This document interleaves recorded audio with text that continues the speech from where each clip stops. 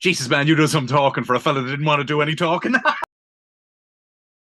Eclipse Dine-In Cinemas Bundoran. Now serving pizza, hot dogs, ice cream, and more. To your seat. Find out more at Eclipse Cinema.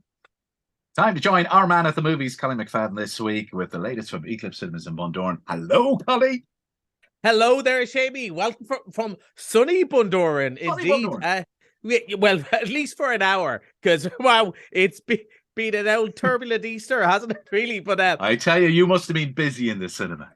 I feel we might have been busy anyway. But yes, Mother Nature gave a certain Italian plumber a bit of a leg up this week, but we'll talk about that in a little while. So we've 3 new movies. So we've had, obviously Easter was very both family orientated, and then we had some really good movies like Air and with the scary movie The Pope's Exorcist. And now as we're kind of coming out of the holidays, one last weekend, we're going out with a blast. We've a couple of movies, but one in particular that I have seen this morning, which is Renfield. Now, that name will probably sound familiar to a few people. They go, oh, I know that somewhere.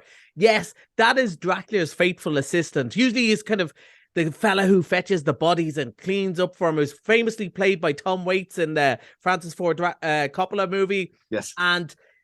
But this time, he's playing it slightly different. He's about 100 years old, but he's a modern guy. He wants to fit in with modern society, as I think we'll probably hear from the clip you're about to play. I don't think he's such a bad guy, but you're never really going to be free until you face him. I will no longer tolerate abuse. I deserve happiness. Let me explain something to you, okay? You deserve only suffering.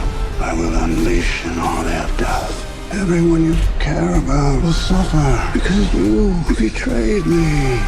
We have to stop him before sunset.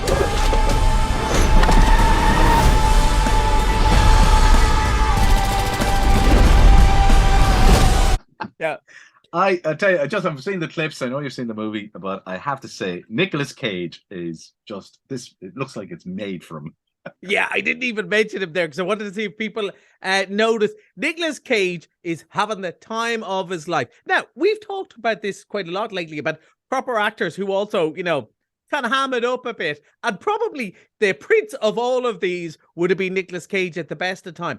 But first, to start off with, Nicholas Hoult, who people, started off very young and About a Boy, one of my favorites. He's been in loads of movies since, including Mad Max, and he's playing Renfield assistant here. We first meet him at a support group for people with toxic bosses, right? Which is a very funny joke, right? And people are going, yeah, I understand. He keeps you in the dark. He treats you this bad. And he's going, yeah, absolutely. And then he's revealed to be Nicolas Cage as Dracula. And Dracula kind of, what he does is he goes and he lives in a city. He goes around, feeds on everyone, goes crazy. Eventually the vampire hunters catch him. He always escapes, but he's always injured. And he needs then a couple of, years to build up, a couple of decades to build up his strength again. And poor old Renfield has to come and feed him the bodies. Renfield's had enough. He's a good guy. He's in this support group. And he just wants to, break free from his toxic relationship with his boss, who hasn't been there. I have to be very careful about this because my boss listens to this. And also, I'm talking about an evil boss who keeps you working in the dark during the daytime all the time. And, as somebody who works in a cinema, and if you've seen our logo for a literal movie monster, I have to be careful.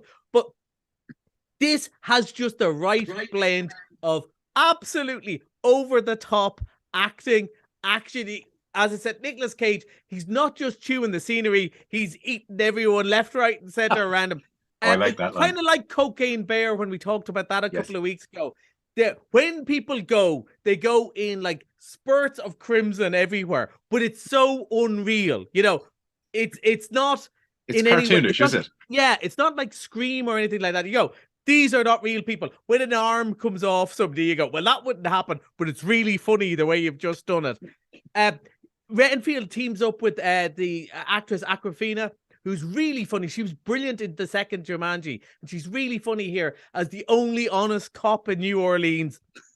And she's trying to get this a mob family who are ruled by this absolutely frightening woman, but her absolutely spoiled brat of a son, who's very funny. It's a guy called Ben Schwartz. Loads of people know him from Parks and Rec. And he's so over the top as kind of a pampered, spoiled brat of a mafia boy. And, of course, who's he might going to team up with? Who will Nicholas Hoult team up with? We don't know, but it's so much fun. I know I say this all the time, and I don't want to belabor the fact, but because the cinema's open and so busy at the moment, I had to watch this extra early this morning, right? So it was 7:30 this morning. What? I was watching, and like, these are not movies made for 7:30, and I laughed. You can actually hear, I don't know if you can, but I can hear it in my own voice. My throat's a bit sore because I laughed that much this morning. It's great fun. I'd recommend it. It is 16s, but it's great crack, very silly. And Jamie, an hour and 23 minutes. Boom! Perfect. That's what we want. Perfect. Come here, you've got something else now, the Assassin Club next. And this is kind of interesting, is it?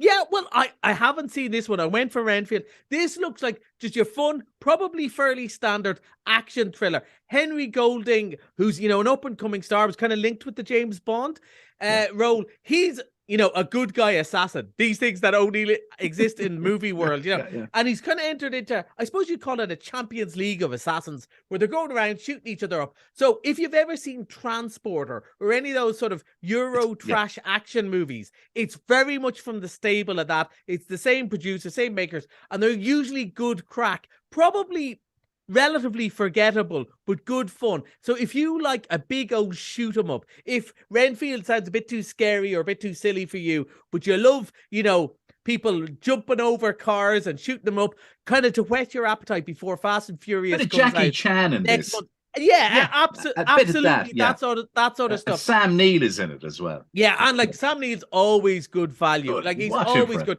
I don't know if you follow him on Twitter. He's absolutely brilliant on He's Twitter hilarious. as well.